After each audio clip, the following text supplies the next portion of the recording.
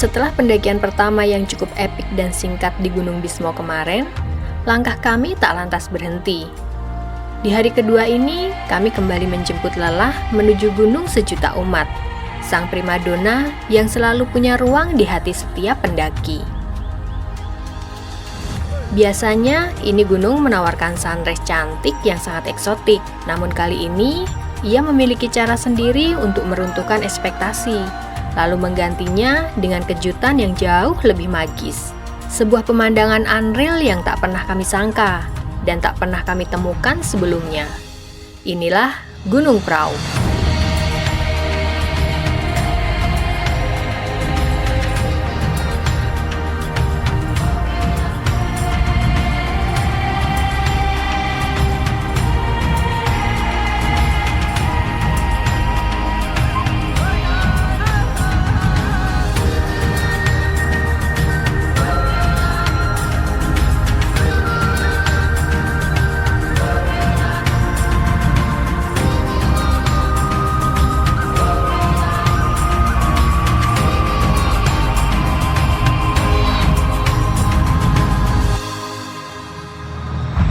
Oke, selamat siang sedulur. Ketemu lagi bersama dengan kami di Ini Journey Channel bersama dengan Ini gunung. sekarang jam setengah 2 siang. Jadi tadi pagi kita tetap dari Bismo ya.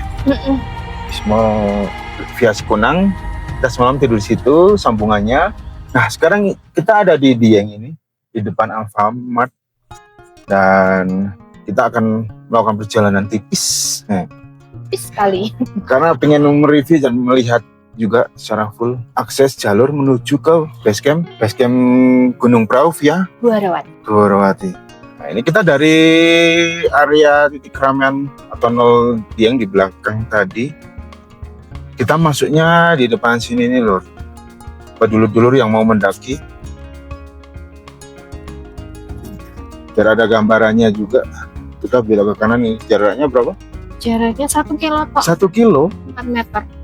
4 meter. 4 menit doang. Tapi Nah, tadi nengok jalan ke sini agak sempit ya. sempit ya. Ini nih. Nah, ini warung makan Bonani spesial masakan Jawa. Nah, kita ambil ke kanan nih dari tulisan Gunung Prau via Dieng Kulon. Nah, ini ke arah Bukit Skuter juga ini.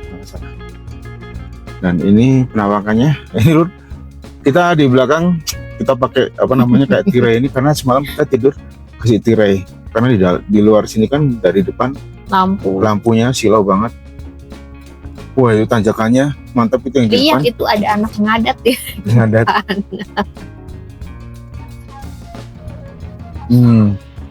Sopo mbok.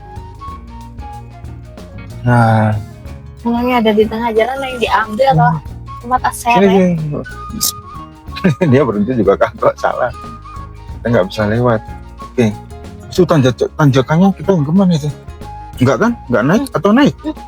Ini kayaknya kemana nih? Naik ya? Naik terus yang ke sana, bukan? Ini arah ke Bukit Skuter ke sana gitu. Tuh, Bukit Skuter lurus. Kalau kita Ke sini gitu, Pak? ini kita ke yang kesini nih. Ya, betul? Iya. Ah, ini ke Prau ya Dwarawati itu. Ada Candi Dwarawati. Ini jalurnya perkampungan gini jalannya. Tapi masih oke lah. Nah, ini nggak tahu nanti aksesnya sampai ke sana apakah bisa atau enggak. Kita lihat bersama. Nah, ini juga untung siang ya. Iya. Coba kalau kemarin kita maksain mau ke sini tuh repot jalannya. Karena semalam sampai masuk Dieng itu sekitar jam 11-an kan? 11:30, 11 mungkin. Jadi ya kita akhirnya pilih ke Cikunang, Bismo via Cikunang yang tadi pagi.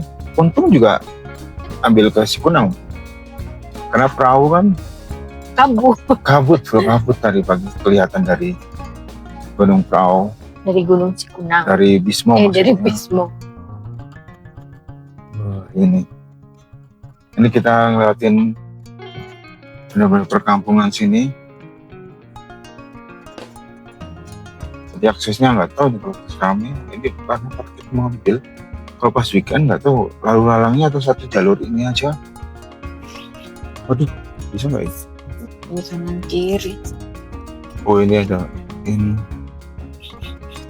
Bisa nggak ya? Kayak kok enggak tuh Pak banget Pak. Bisa nggak? Tutup nih. Coba.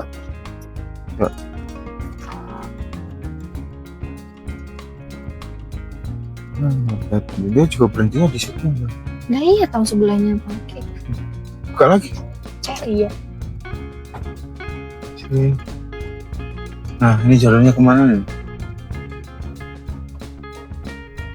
Buka jalannya juga ekstrim nanjak. Awas papasan mobil. Oh, papasan di sana tuh. Papasannya di sana. Oh.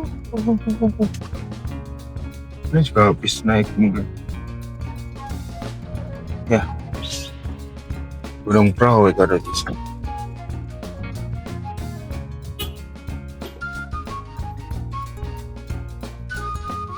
Nah, ini kita sini. Kan? Ngomong punten. Hidup ini jalannya Mobilan. semobilan. Nah kalau pas naik turun, apakah bisa? Tapi itu tadi mobil bisa. Iya bisa. Tapi nah, kalau papasan nih naik turun, repot juga nih. Harus kelihatan dari jauh. Ini jalannya segini. 300 meteran lagi. Ini ada kalau papasan ada ini. Aduh, Wadah. nggak bisa ya? Terus kalau itu Oh, nggak bisa loh.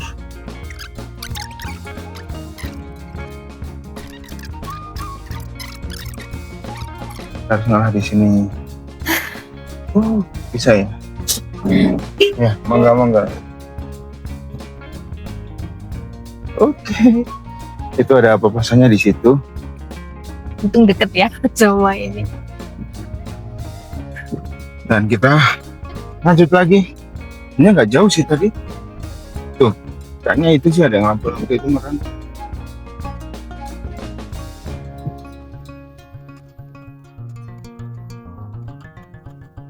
Dan satu mobilan, nggak ada yang terlalu nanjak. Ya lumayan ini. Dan mana bebatuannya? Oh enggak ya. Kayaknya ini dulu yang bebatuan di sini. Mana? Itu bukan? Nanti coba. Itu bukan? Kayaknya ya. Kayaknya ya.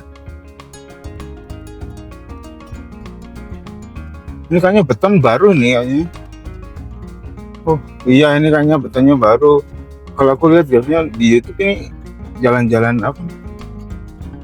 Jalan bebatu dan Yang itu jalan depan. Enggak sih? Aduh bisa enggak ya? Parkir mobil motor masuk desa pun.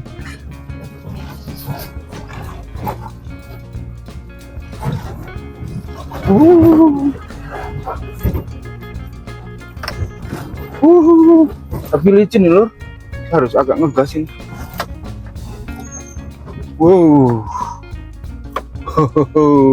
Nah ini untuk area parkir mobilnya ada di sini nih. Ini baru ini. Ini juga masih di apa namanya? Digarap, belum selesai semuanya. Dikasih bebatuan karena ini full tanah. Tadi pas kesininya juga licin nih. Ini nih jalur aksesnya nih. Aksesnya ini nih licin ini. Mobil harus ngebut. Untuk mobil ini muat berapa? 1, 2, 3, 4, 5, 6 mungkin 6 sampai 7. Ini kita ada di base camp Dwarawati itu. Area parkirnya segini. Lumayan sih luas, lagi ada pembangunan juga. Maaf ya, pengen pisang terus. Nah ini base campnya di sebelah sana, tapi sayangnya tuh gak ada warung nasi, cuman ada warung emergensi gitulah yang isinya mie instan gitu, minum-minuman. Ada toilet juga sebelah sana sama tempat buat istirahat pendaki. Nah ini area base campnya, kita lihat. Ini area parkir motor. Ini emang nggak terlalu luas banget, kayak di Kota Banteng misalnya. Dan ini areanya ada di batas rimba, jadi enak ini. Langsung masuk hutan. Setibanya di base camp Dwarawati, kami segera melakukan registrasi untuk persiapan pendakian Tektok dini hari nanti. Biaya registrasi yang dikenakan sangat terjangkau dan terpampang jelas di papan informasi. Suasana base camp Dwarawati sendiri terasa begitu tenang dan ramah bagi para pendaki. Fasilitas yang disediakan pun sudah cukup memadai untuk melepas penat sebelum melakukan perjalanan. Tersedia ruang istirahat yang nyaman untuk merebahkan tubuh, serta musola yang bersih untuk menunaikan ibadah. Selain itu, kondisi toiletnya pun terjaga kebersihannya, memberikan kenyamanan ekstra bagi para pendaki yang membutuhkan sanitasi layak sebelum berangkat ke jalur pendakian. Tak banyak aktivitas yang kami lakukan sore itu. Rasa lelah yang mulai merayap setelah semalam kurang tidur, ditambah sisa energi yang terkuras usai pendakian Tektok Gunung Bismo tadi pagi, membuat kami sepakat untuk segera beristirahat lebih awal agar kondisi badan kembali fit, siap menyambut dingin dan magisnya jalur pendakian menuju puncak Prau dini hari nanti. Selimutan enak banget di sini, dingin, hangat, mantap. Pagi ini jam berapa? 1:30. 1:21. Ini kita bikin Indomie aja buat ganjal. Dan ini kamar kita. Benar-benar hangat, pas berdua. Karena kalau di base camp tuh rame tuh. Ini kemarin semalam 3 mobil masuk, semuanya langsung ke base camp sana. Gimana mah tidurnya semalam? Malam tuh kita siap-siap tidur jam 5. Dan saya langsung blek itu. Mata tuh udah sepet banget ya, karena malam sebelumnya tuh tidur cuma 2 jam, itu juga tidur ayam, nggak yang nyenyak gitu. Ya bener-bener capek, enak. Kedengeran sih mobil pada datang, kedengeran, tapi habis itu ya udah bisa tidur lagi. Dan ini bangun lumayan seger. Enak. Sarapan dulu. Selamat pagi Lur. Ini sekitar jam 2:30-an kita udah siap buat trekking ke puncak Prau, terus nanti ke sunrise camp. Semoga keburu ya sunrise. Dan seperti biasa karena kita trekkingnya masih gelap, jangan lupa headlamp sama trekking pole. Ini sangat-sangat membantu sekali. Jaket kalau diperlukan. Oke, sekarang kita mau mulai start. Mantap, ini jam 2:22. Kita mulai. Saat ini di ketinggian belum. Nah ini dia. 2146. Udah tinggi juga ya. Udah 21. Dan kita akan mulai serta.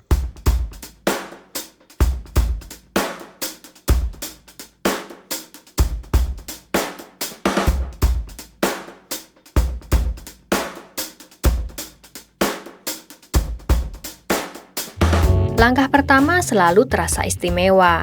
Stamina masih penuh, semangat masih membara, dan ego sedang berada di puncak-puncaknya. Namun, disinilah letak jebakan bagi banyak pendaki, yaitu berjalan terlalu cepat di awal. Teknisnya sederhana namun krusial. Kami selalu memulai dengan langkah pendek yang konstan dan ritme nafas yang teratur, menjaga detak jantung dan menyimpan energi, karena gunung punya cara elegan untuk menagih hutang tenaga di tanjakan-tanjakan selanjutnya. Itu naik langsung dikasih tanjakan. Santai. Rupanya ini ada tangga dari kayu yang cukup sedang, nggak terlalu tinggi, nggak terlalu pendek. Ini ada shelter.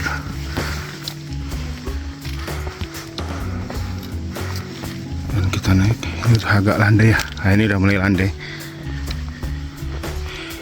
Setelah tanjakan. Setelah melewati tanjakan selamat datang yang cukup intim, jalur berubah landai, seolah alam mengerti kapan harus menguji dan kapan harus memberi jeda. Ia seolah tahu kalau kami masih memerlukan sedikit ruang untuk menata kembali irama nafas dan mengumpulkan sisa-sisa energi sebelum berhadapan dengan tanjakan-tanjakan sesungguhnya di depan sana. Ada rombongan cewek-cewek ini. Ada berapa orang yang bawa headlamp berapa, nyetel musiknya kenceng. Aduh, udah enak-enak hening sunyi gini. Pokoknya kita jaga jarak aja. Terus kalau udah emang keterlaluan, saya tegur. Salah satu alasan kami memilih jalur ini karena ketenangannya yang relatif sepi. Sebuah privasi bagi mereka yang ingin bercengkrama dengan alam yang sunyi. Namun, ketenangan itu seketika pecah saat suasana mendadak riuh oleh lantunan musik yang diputar cukup keras dari handphone rombongan adik-adik pendaki Gen Z. 29 menit kita sampai di pos 1 Cemoro Dungkar.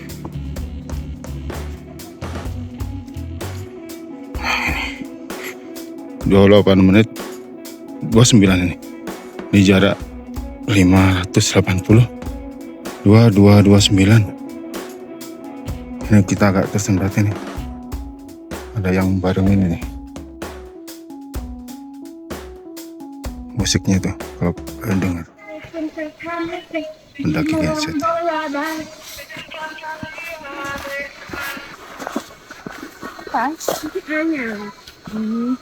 Jujur, ada sedikit rasa kesal.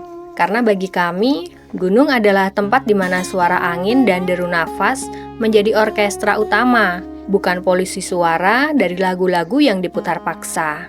Sialnya, rombongan ini terdiri dari beberapa pendaki wanita muda yang tampak asing dengan medan.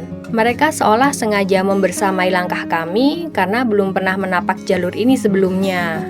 Lebih mengkhawatirkan lagi, beberapa dari mereka terlihat tidak membawa alat penerangan yang memadai, sebuah kelalaian yang cukup fatal untuk pendakian malam.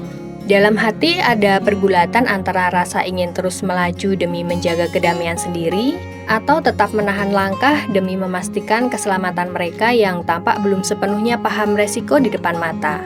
Hingga satu waktu, kami mencoba menegur dengan santun dan terus membersamai mereka sampai di pos 2, yang merupakan titik pertemuan dari arah jalur Dieng. Karena kami yakin, selepas titik itu, jalur ini akan lebih padat dan ramai.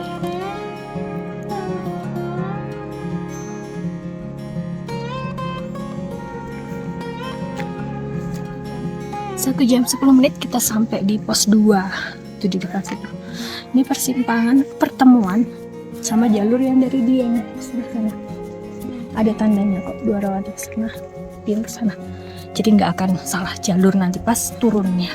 Sampai jam 10 menit. Jarak 1,24 di ketinggian 2366 mdpl. Ini pas luas mendung. Selepas pos 2, suasana pendakian berubah drastis. Jalur yang tadinya terasa sepi, kini perlahan riuh oleh pertemuan arus pendaki dari arah Dieng. Derap langkah dan samar percakapan para pendaki lain mulai memenuhi jalur yang mulai tampak lebar dan diselimuti akar-akar pohon yang menonjol keluar. Jika sebelumnya langkah kami sempat sedikit tersendat oleh rombongan pendaki lain, kali ini kami kembali menemukan ritme kami sendiri, lebih leluasa mengatur nafas dan langkah tanpa beban. Makin ke atas, hutan pinus dan cemara tumbuh begitu rapat, memagari langkah kami dengan dinding-dinding hijau yang sunyi.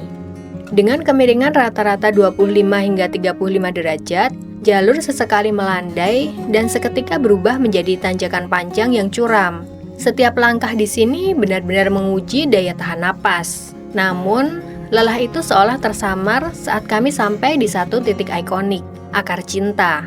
Di sini jalur pendakian seakan disulap menjadi lorong alami. Akar-akar cemara raksasa menjalin diri satu sama lain, membentuk jalinan yang rumit dan artistik di atas trek. Seolah alam sedang menunjukkan bahwa meski medan ini berat, ia tetap menyimpan keindahan yang memikat.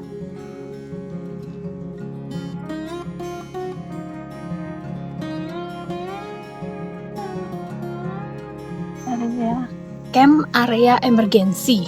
Jadi kalau yang emergency gitu, ya itu di depan situ sih.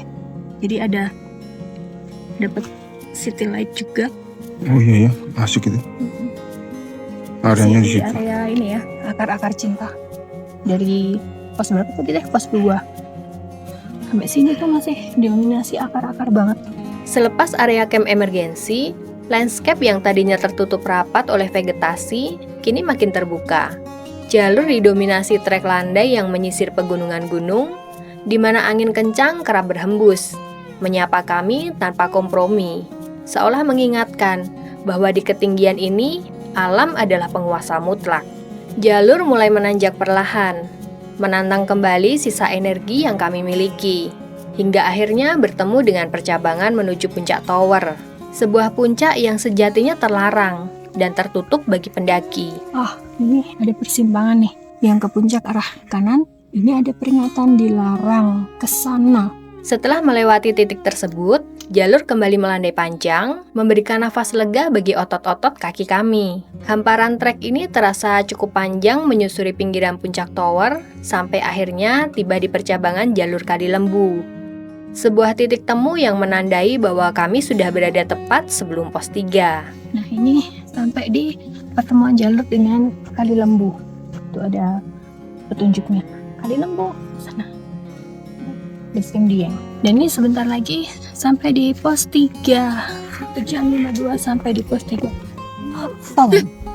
Tapi kalau pas lapar jadi bacanya jadi tang. Salam lemper di jarak 2,1 kilo, ketinggiannya 2490. Jadi tinggal sekitar 100 elevasi lagi. Masa dari 100 dah. Tadi 150. Banyak landai. Ini setelah pos 3 masih dinominasi landai. Karena memang jalur yang sama Duarwati ini terkenalnya jalur landai. Karena memang banyak landainya gini. Asik buat trekking, hiking santai. Angin mulai was-was ya. Was-was. Semoga nggak kemarin kelihatan dari Wismo full kabut ini. Begitu kami melangkah keluar dari lebatnya hutan, pemandangan seketika terbuka lebar. Jalur tidak lagi dipagari oleh pohon besar, melainkan menyusuri punggungan dengan tanah padat yang mulai ditumbuhi rumput pegunungan. Di sisi kiri dan kanan, jurang menganga, seolah sedang mengawasi setiap langkah. 2 jam 16 menit sampai di puncak. Ini areanya sini. 2 jam 16 menit, 2,72 km dengan ketinggian di sini 2546. Beda dikit lah ya. Udah wajar. Tuh, lagi pada ngantri. Dan itu view-nya ada di sini bagus banget. View situ lihat sebelah kiri sama sebelah kanannya bagus, sebelah kanan juga bagus banget. Ini dia nih. Lanjut sunrise camp. Nah, kita nggak berhenti, nggak foto-foto, lanjut aja. Nanti makin siang juga makin rame di sini foto-foto artis perahunya itu 2590. Dan ini kita turun Sedikit dari puncak, ini ada area camp Telaga Wurung. Luas ini ya. dan datar ini luas. Ini kayak apa ya, kayak lembahan gini jadi ya anginnya. Terus nanti di sini ada telaga ini, nanti lihat ada Randuku Jomblo. Kalau masih ada airnya. Dan ini dia danaunya. Telaga. Danau Randuku Jomblo. Lanjut lagi sambil ngantuk ini. Waktu terus berputar, dan momen yang dinanti pun akan segera tiba. Semburat cahaya yang seharusnya menyapa ufuk timur sebentar lagi datang. Namun ada satu hal yang mengganjal di hati. Sejak kami melintasi Sabana Telaga Wurung, ada feeling kuat bahwa pagi ini akan jauh dari ekspektasi. Kegelapan di sini terasa lebih pekat, dan kabut tebal perlahan menelan jalur, membuat jarak pandang kami begitu terbatas. Dan benar saja, begitu kami menapakkan kaki di area sunrise camp, alam memberikan jawaban yang tak terduga. Alih-alih hamparan awan dan matahari yang menyapa hangat, kami justru disambut oleh kabut yang menutup rapat segala arah. Akhirnya sunrise camp 2 ini, studio foto Gunung Prau. Full tembok 2 jam 5, 4,2 kilo. Ketinggiannya di 2536 nih. Jam 5.19 ini harusnya udah mulai sunrise. Kami merasa seperti berada di dalam ruang studio foto yang tertutup background putih polos. Melihat sekeliling yang hanya berupa tembok kabut, kami hanya bisa tertawa kecil. Ya, studio foto alami ini benar-benar full tembok, tanpa celah sedikit pun untuk melihat wajah matahari. Di sekitar kami, lalu lalang pendaki lain mulai riuh, membawa serta raut wajah yang sedikit kecewa karena sang surya enggan menampakkan diri. Kami sempat bertahan cukup lama, beristirahat sambil berharap keajaiban datang. Semoga kabut tersingkap dan langit membukakan tirainya. Namun, alih-alih disuguhi pemandangan cantik, suhu udara justru semakin menusuk. membuat kami menggigil hebat dalam balutan kabut yang makin menjadi-jadi. Hingga pada satu titik kami menyadari bahwa kesabaran ada batasnya, dan rasa dingin sudah melampaui toleransi tubuh. Tak ada gunanya lagi menetap dalam kepungan kabut yang statis. Kami pun sepakat untuk tidak membuang waktu lebih lama dan memutuskan untuk beranjak, kembali melangkah menuju puncak perahu, mencari kehangatan dalam pergerakan daripada sekedar menunggu dalam ketidakpastian. Ini basah semua. Berhenti sebentar di sini gelar footprint, tapi karena angin dan kabut matahari nggak tahan dinginnya, jadi harus bergerak. Terus jadi kita balik lagi ke lab. Si bapak biasanya nggak pernah pakai jaket. Karena nungguin sunrise-nya juga nggak nongol. Oh, viewnya full tembak. Dan ini anginnya gede, dingin banget. Harus kita terus bergerak. Jadi yang pada sunrise cam langsung pada muncul semua. Tuh, jarak pandangnya cuma berapa meter. Tuh, mataharinya sudah di sebelah sana. Sudah tinggi. Perahu selalu punya cara terbaik untuk menyambut para pendaki. Bukan lewat janji manis sunrise yang selama ini menjadi ikon kebanggaannya, kali ini ia justru menyapa dengan pemandangan magis yang begitu langka. Di tengah musim hujan yang tak henti membasuh bumi, genangan air yang terjebak di ceruk tanah membentuk sebuah telaga indah yang seolah turun dari hayalan. Ditambah dengan kabut tebal yang menyelimuti dan siluet mentari yang mencoba menembus ruang. Suasana di sini seketika berubah. Kami seolah sedang melangkah ke dimensi yang berbeda. Tempat di mana waktu sejenak berhenti berputar. Lokasi ini belakangan riuh diperbincangkan karena viral. Sering disebut-sebut sebagai Ranu Kumbolonya Gunung Prau. Sebuah tempat sunyi yang mempertemukan kami dengan keindahan yang tak terduga di tengah perjalanan. Juga ada airnya lagi nih. Nah, tadi saya di sini sih yang mau kejeblok itu. Mau masuk ke air. Nah, sampai sini nih saya nih. Nggak nyadar kalau sini udah mulai basah. Malam juga gelap kan. Ini sampai puncak ternyata lagi ada antrian. Panjang antriannya. Snack time. Karena biasa ya kalau sarapan pagi-pagi tengah malam malah males banget. Jadi tadi pagi cuma makan sedikit. Jam segini udah lapar deh. Karena tadinya kan rencana awal mau masak ya kita. Tapi karena kabut jadi ya udah turun. Dingin.